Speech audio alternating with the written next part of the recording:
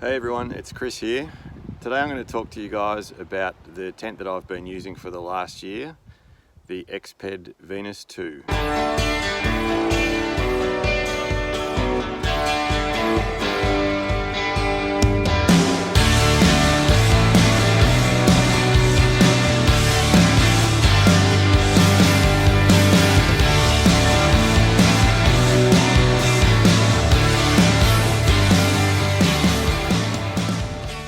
So I've now been out and done a few trips with this tent and had enough of use of it just to sort of understand, the good things about it and the things that I don't like as much about it. So I'm just going to go through a few of those things with you guys and just give you a quick sort of run through of how it looks and what some of the features are inside of it.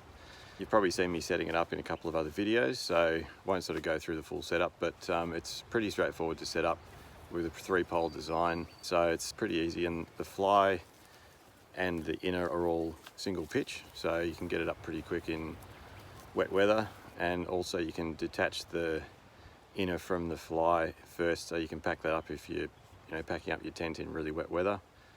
So I'll give you guys a bit of an understanding of some of the features inside the tent as well, and then just talk about some of the things I like about it and the things I don't like so much about it.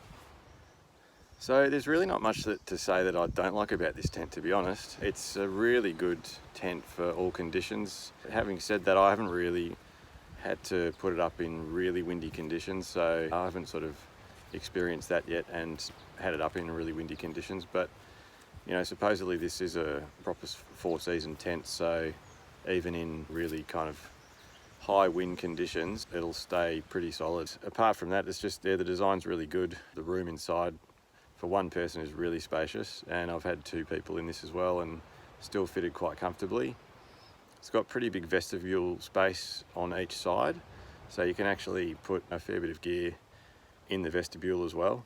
Normally when it's just me on my own, I just put all my gear inside the tent and just use the vestibule just for boots and a couple of other things. I have to say, overall, I pretty much like everything about this tent, with the exception being the weight of it. It is a heavier tent, so with poles and stakes and everything included, it actually weighs about 3.1 kilos, which is pretty heavy compared to some of the other tents that are out there. That's probably the only downside. I think for shorter trips up to sort of a week, which is what I've done with it so far, it's actually fine. I think if I started doing some longer trips than that, then I would look to a lighter weight tent to take on those longer trips. The materials and the design make it a very solid tent, and I feel like I can go out in any conditions in this thing and it's going to stand up to it. So yeah, that's kind of my opinion on it so far. For the trips that I've taken it on to date, it's worked really well, easy to set up and take down, and yeah, it's working for me really well. So I'll just give you guys a quick sort of look through the tent on the inside. I think you've got a pretty clear picture of what it looks from the outside anyway. But I'll just show you a few of the features on the inside of it. So obviously the vestibule doors just fold back on both sides. So both sides have the mesh doors, so you can just kind of keep them, keep the mesh doors closed as I've got it now, just to let a nice bit of airflow through.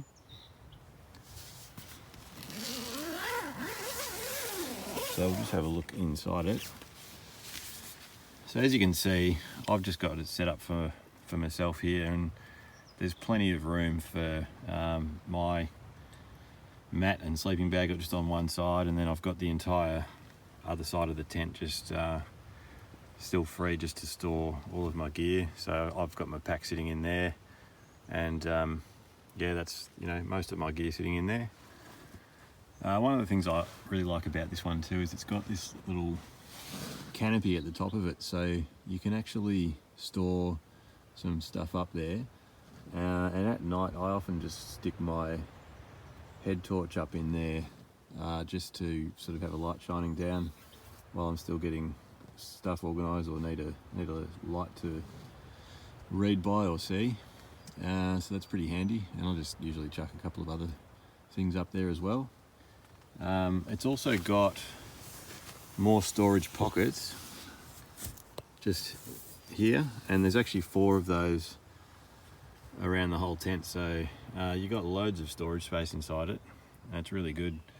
And the other thing for me I find really good is with my, me being reasonably tall, you've got plenty of room to sit up here as well. The roof's actually quite high when it's pitched, so it's it's a really good design in that regard.